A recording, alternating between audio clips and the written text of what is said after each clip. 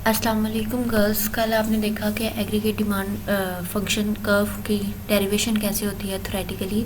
आज हम इसको मैथमेटिकली देखेंगे। बेसिकली आपका एग्रीगेट डिमांड कर्व जो है वो रिलेशनशिप शो करता है आपके प्राइस लेवल और आउटपुट डिमांडेड में, ठीक है। और दोनों का इन्वर्स रिलेशनशिप होता है आपके प्राइस लेवल और आपके आउटपुट डिमांडेड में, ठीक है। उसके अलावा एग्रीगेट डिमांड कर्व जो है आपका मैथमेटिकली वो डिराइव होगा आपका IS एंड LM कर्व के थ्रू, उनका रिलेशनशिप के थ्रू आपका जो है एग्रीगेट डिमांड कर्व की डेरिवेशन होगी मैथमेटिकली। सबसे पहले आपने IS कर्व की जो आपके पास इक्वेशन थी 3 सेक्टर इकोनॉमी वो ले लेनी है। उसमें आपके पास कंजप्शन थी ऑटोनोमस प्लस इंड्यूस, इन्वेस्टमेंट थी इंड्यूस और ऑटोनोमस, और आपके गवर्नमेंट एक्सपेंडिचर थे ऑटोनोमस और टैक्सेस थे ऑटोनोमस, ठीक है। ये सारे आपने इनपुट देना है, ठीक है। आपकी इक्वेशन जो आती है फाइनल आपकी इन्वेस्टमेंट IS कर्व की, आपके पास ये वाली इक्वेशन आती है जब आप मैथमेटिकल डेरिवेशन करते हो सिंपल IS की, ठीक है। उसमें आपने क्या करना है, आपके जो ऑटोनोमस स्पेंडिंग्स थी वो आपने अलहदा कर लेनी है, और जो आपकी इंड्यूस इन्वेस्टमेंट थी वो अलहदा कर लेनी है। और मल्टीप्लायर इफेक्ट जो है ये आपका शो कर रहा है मल्टीप्लायर इफेक्ट, ठीक है। इसको आप K का नेम दे दो, और इसको आपने ऑटोनोमस जो एक्सपेंडिचर्स हैं इसको आपने A का नेम दे देना है जस्ट, और आपने इक्वेशन में लिख देनी है, तो आपके पास Y इसके इक्वल आ जाएगा। उसके बाद आपका LM जो मैथमेटिकल डेरिवेशन थी, ठीक है, उसके बाद उसमें आपकी ये इक्वेशन आती है। जस्ट यहाँ पे आपने रियल मनी सप्लाई ली है, ठीक है, और इस इक्वेशन से आपने जो है इन्वेस्टमेंट को इंटरेस्ट रेट की इक्वेशन को ड्रॉ करना है सिंपल, ठीक है। जब आप इंटरेस्ट रेट की इक्वेशन को ड्रॉ कर लोगे आपके पास जो फाइनल इक्वेशन है ये वाली है, ठीक है। इसको आपने क्या करना है, इस वाले इंटरेस्ट रेट को आपने यहाँ पे पुट कर देना है। यहाँ पे VI है ना, तो ये I की जगह पे आपने इसको पुट कर देना है, ठीक है, सिंपल। जब पुट करोगे यहाँ पे आप LCM ले लोगे इसका, KV को सिंपली उन्होंने अंदर मल्टीप्लाई कर दिया है, आपके पास KA रह गया, और ये सिंपली इसका LCM लोगे, ठीक है। M जो है वो मल्टीप्लाई हो जाएगा इसके साथ, जब आप सारे के सारे का क्या कहते हैं LCM लोगे सिंपल। जब LCM लिया आपके पास M डिवाइड आ गया, उसको जाके Y से मल्टीप्लाई कर दो। उसके बाद Y वाली जो है वो एक साइड पे ले जाओ और Y को अंदर से कॉमन निकालो। जब Y को कॉमन निकालोगे आपके पास ये इक्वेशन बचेगी, और यहाँ से आपने जो है Y की वैल्यू फाइंड आउट करनी है। उसको सिंप्लीफाई करोगे आपके पास Y की जो फाइनल वैल्यू है वो ये आ जाएगी, ठीक है। MK को सिंपली आपने अंदर जो है वो मल्टीप्लाई कर दिया, यहाँ पे सिंपल आपने A को रख दिया, ठीक है। इसी तरह जो है आपने KV या VK को अंदर मल्टीप्लाई कर दिया, और आपका जो है रियल सप्लाई मनी वो ये रह गया। ये जो है आपके पास एग्रीगेट डिमांड इक्वेशन आई है डिमांड कर्व की डेरिवेशन के थ्रू। एग्रीगेट डिमांड कर्व की जो इक्वेशन है वो आपके पास ये आई है, और ये आपको याद होनी चाहिए, ठीक है। उसके बाद आपकी कुछ उन्होंने मैथमेटिकल एग्जाम्पल्स दिए हैं, वो आप लोग खुद सॉल्व करोगे, ठीक है।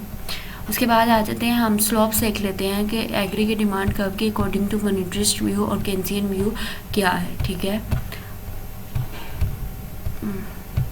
ये ठीक है, आपने IS और LM के थ्रू जो है अपना एग्रीगेट डिमांड कर्व जो है वो ड्राइव किया था, ठीक है। अब उन्होंने कहा है कि अकॉर्डिंग टू जो आपका मोनेटरिस्ट व्यू है वो ये कहते हैं कि आपका डिमांड फॉर मनी जो है वो लेस सेंसिटिव होती है to changes in interest rate. Means के इंटरेस्ट रेट के चेंज आने से आपका LM कर्व जो है वो इतना इफ़ेक्ट नहीं होता, आपकी जो डिमांड फॉर मनी है वो अफेक्ट नहीं होती। उसकी वजह से आपका जो LM कर्व है वो स्टीपर होता है as compared to IS curve. और जबकि मोनेटरिस्ट कहते हैं, उसके अलावा ये कहते हैं कि इन्वेस्टमेंट जो है आपकी मोर सेंसिटिव होती है इंटरेस्ट रेट के, यानी कि इंटरेस्ट रेट में चेंज आने से आपकी इन्वेस्टमेंट में ज़्यादा चेंज आता है, ठीक है। IS मोर इलास्टिक और LM लेस इलास्टिक।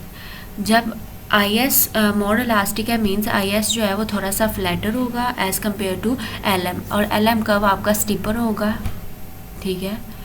और इस सिचुएशन में आपकी अगर रियल सप्लाई ऑफ मनी जो है वो इंक्रीज़ कर जाए तो आपका नेशनल इक्विलिब्रियम लेवल जो है बढ़ जाएगा और एक्सपेंडिचर भी बढ़ जाएगा, और इस केस में आपका एग्रीगेट डिमांड कर्व जो है वो फ्लैटर होगा, ठीक है। ये देखें इस फिगर में आपका आईएस जो है वो इंटरेस्ट रेट के इफेक्ट होने से ज़्यादा इफेक्ट हो रहा है, तो वो फ्लैटर है as compared to LM curve. LM जो मनी डिमांड फॉर मनी है आपकी वो लेस इलास्टिक है, तो वो आपका एलएम कर्व यहाँ पे स्टीपर है। और अगर आपके जो है एक्सपेंडिचर्स इंक्रीज़ कर जाते हैं, नेशनल इनकम जो है इंक्रीज़ कर रही है, इन दोनों की वजह से आपका जो है मॉनेटरी रिव्यू के अकॉर्डिंग आपका एग्रीगेट डिमांड कर्व क्या है, फ्लैटर, ठीक है। उसके बाद आपके पास केन्स का व्यू है, ठीक है, कि अगर आपकी केन्स के अकॉर्डिंग ऑपोजिट होता है मॉनेटरिस्ट के। अगर डिमांड फॉर मनी जो है मोर सेंसिटिव हो, यानी कि इंटरेस्ट रेट के चेंज होने से आपकी डिमांड फॉर मनी ज़्यादा चेंज हो as compared to your investment, आपकी इन्वेस्टमेंट जो है वो लेस सेंसिटिव हो, तो उस केस में क्या होगा कि एलएम कर्व जो है वो आपका ज़्यादा फ्लैटर होगा as compared to your IS curve. ये देखें यहाँ पे एलएम कर्व जो है आपका फ्लैटर है और आईएस कर्व जो है वो आपका जो है स्टीपर है। तो इस केस में क्या होगा कि आपका एग्रीगेट डिमांड कर्व जो है वो भी स्टीपर आएगा, क्योंकि जब भी रियल सप्लाई मनी इस केस में इंक्रीज़ की जाएगी तो उससे स्मॉलर इंक्रीज़ आएगा आपकी नेशनल इनकम में और आपके एक्सपेंडिचर्स में। देखें क्योंकि यहाँ पे इंटरेस्ट रेट जो है वो लेस सेंसिटिव है, ठीक है, वो इतना इफेक्ट नहीं हो रहा और आपके उस वजह से आपकी नेशनल इनकम भी इतनी इफेक्ट नहीं होगी, आपके एक्सपेंडिचर्स भी नहीं इतने बढ़ेंगे और उसकी वजह से आपका एग्रीगेट डिमांड कर्व जो है वो आपका स्टीपर होगा। तो ये सारे के सारे फैक्टर्स जो आपके आउटपुट और एक्सपेंडिचर्स में चेंजिंग्स लाते हैं, ठीक है, आपके रियल मनी सप्लाई में चेंजिंग्स आने की वजह से आपकी स्लोप चेंज हो रही है। ये सारे के सारे फैक्टर्स आपके स्लोप को डिटरमिन करते हैं। आपने कल वाले लेक्चर में shifting of aggregate demand curve पढ़ा था, ठीक है, वो भी बेसिकली यही था कि आपके मॉनेटरी पॉलिसी में चेंज आने से या एक्सपेंशन फिजिकल पॉलिसी में चेंजिंग्स आने से आपके स्लोप पे क्या इफेक्ट होता है। सिंपली यहाँ पे उन्होंने उसको ही मॉनेटरिस्ट और आपका केन्सियन व्यू कह दिया है। मॉनेटरिस्ट व्यू क्या है कि आपका इंटरेस्ट रेट जब बढ़ता जो इंटरेस्ट रेट है वो लेस आपकी डिमांड फॉर मनी जो है वो लेस सेंसिटिव होती है आपके इंटरेस्ट रेट के चेंज होने से आपकी डिमांड फॉर मनी इतनी चेंज नहीं होती, लेकिन आपकी इन्वेस्टमेंट बहुत ज़्यादा चेंज होती है।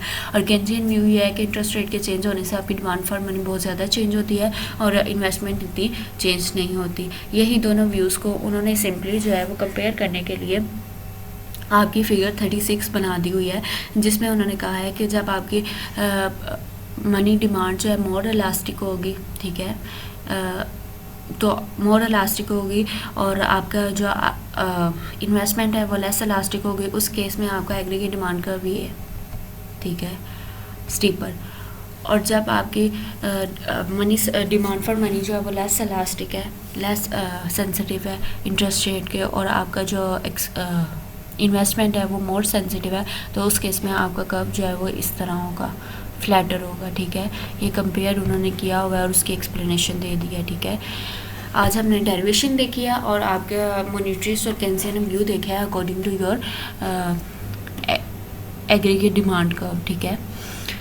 अल्लाह हाफिज़।